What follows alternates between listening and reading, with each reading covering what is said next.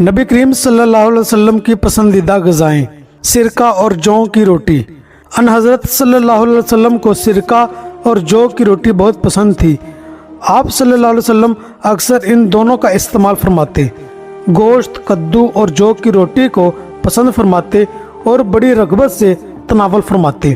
زیتون اور اس کا تیل۔ حضرت ابو رشید انصاری رضی اللہ تعالیٰ عنہ سے روایت ہے کہ ان حضرت صلی اللہ علیہ وسلم نے ارشاد فرمایا کہ تم زیتون کا پھل کھاؤ اور اس کا تیل استعمال کرو کیونکہ یہ بابرکت درخت ہے۔ سرید اس کھانے کو کہا جاتا ہے جو شوربے یا پتلی دال میں بھگو کر تیار کیا جاتا ہے۔ حضرت عبداللہ بن عباس رضی اللہ تعالیٰ عنہ سے روایت ہے کہ ان حضرت صلی اللہ علیہ وسلم کا محبوب ترین کھانا سرید ہے۔ کدو ایک سبزی ہے جو ذائقہ میں لذیذ اور تاثیر میں زد و ہضم، صحت بخش اور دماغی صلاحیتوں کو بڑھانے والا۔ کدو مفرح قلب، جگر اور اعصاب کے لیے مفید سبزی ہے۔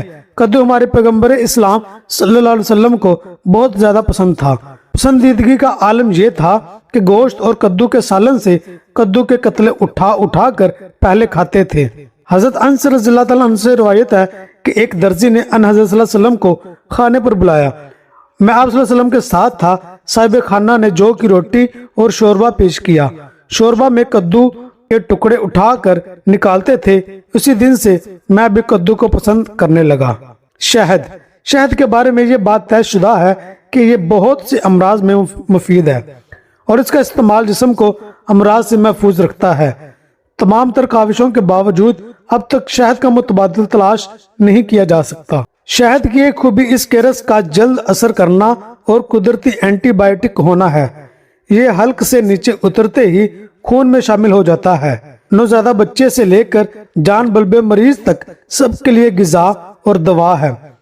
رسول اکرم صلی اللہ علیہ وسلم کو شہد بہت پسند تھا اور اس کا بہت استعمال فرماتے تھے۔ حضرت عائشہ رضی اللہ تعالیٰ عنہا سے روایت ہے کہ آپ صلی اللہ علیہ وسلم شہد پسند فرماتے تھے۔ شہد کی شفا بخشی کا ذکر قرآن میں بھی آیا ہے اور اس سے موت کے علاوہ ہر مرض کا علاج قرار دیا گیا ہے۔ دودھ حضرت انسان کے لیے ایک مکمل غذا ہے اور اس سے بہتر غذا شاید ہی ہو۔ دودھ میں جسم کی ضرورت کے مطابق تمام اجزاء موجود ہیں جن سے جسم صحت بخش رہ سکتا ہے اور اس کی نشو و نما صحیح ہو سکتی ہے۔ جن علاقوں کے لوگ دودھ استعمال کرتے ہیں ان کی عمریں زیادہ ہوتی ہیں۔ اللہ کے فرستادہ پیغمبروں کی یہ پسندیدہ غذا رہی ہے۔ رسول اکرم صلی اللہ علیہ وسلم کو دودھ بہت پسند تھا۔ آپ صلی اللہ علیہ وسلم اکثر گائے اور بکری کا دودھ استعمال فرماتے۔ آپ کا ارشاد ہے، کوئی چیز ایسی نہیں جو طعام اور مشروب دونوں کا کام دیتی ہو سوائے دودھ کے۔ حضرت صہیب رضی اللہ تعالیٰ عنہ سے روایت ہے کہ آپ صلی اللہ علیہ وسلم نے ارشاد فرمایا، تم لوگ گائے کے دودھ کو اپنے لیے لازم قرار دے دو کیونکہ یہ شفا بخش ہے اور اس کا گھی دوا ہے۔ کھجور ایک مقوی غذا ہے، سب پھلوں میں سے زیادہ توانائی بخش ہے۔ جسم انسانی کو جس قدر حیاتین کی ضرورت ہوتی ہے اسی قدر کھجور میں ہے۔ کھجور جسم کو فربا کرتی ہے، سالے خون پیدا کرتی ہے۔ سینہ اور پھیپھڑوں کو قوت بخشنے کے لیے اس سے بہتر کوئی چیز نہیں۔ کھجور ہمارے پیارے نبی حضرت محمد صلی اللہ علیہ وسلم کی مرغوب غذا رہی۔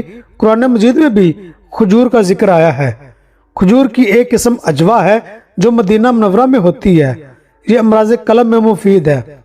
عجوا کھجور نبی کریم صلی اللہ علیہ وسلم کو بہت زیادہ پسند تھی۔ رسول اکرم صلی اللہ علیہ وسلم کا ارشاد ہے، جو شخص روزانہ صبح کے وقت 7 عجوا کھجوریں کھا لیا کرے اسے اس دن زہر اور جادو سے کوئی نقصان نہیں پہنچا سکتا۔ ایک اور جگہ ارشاد فرمایا ہے، عجوا جنت کا پھل ہے، اس میں زہر سے شفا دینے کی تاثیر ہے۔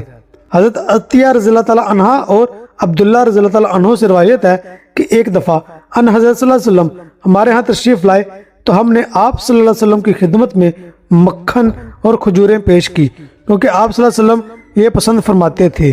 گوشت جس میں انسانی کی ضرورت گوشت جس میں انسان کی صحت و توانائی کے لیے بہت مفید قرار دیا جاتا ہے۔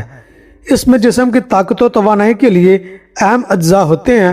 رسول اللہ صلی اللہ علیہ وسلم حلال جانور کا گوشت بہت شوق سے کھاتے تھے، بلکہ گوشت آپ صلی اللہ علیہ وسلم کی مرغوب غذا تھی۔ مرغ کا گوشت بھی آپ صلی اللہ علیہ وسلم پسند فرماتے۔ حضرت ابو دردہ سے روایت ہے کہ ان حضرت صلی اللہ علیہ وسلم نے فرمایا، دنیا جنت دونوں جگہ سب کھانوں کا سردار گوشت ہے۔ اس کا مطلب یہ ہے کہ گوشت دنیا آخرت میں بہترین سالن ہے اور گوشت تمام کھانوں کا سردار ہے۔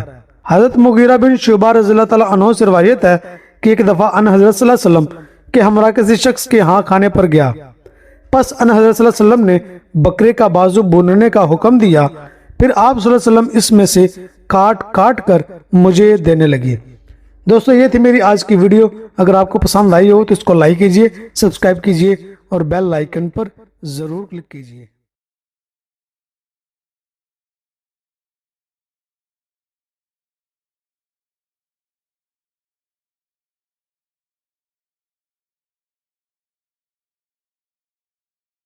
سرید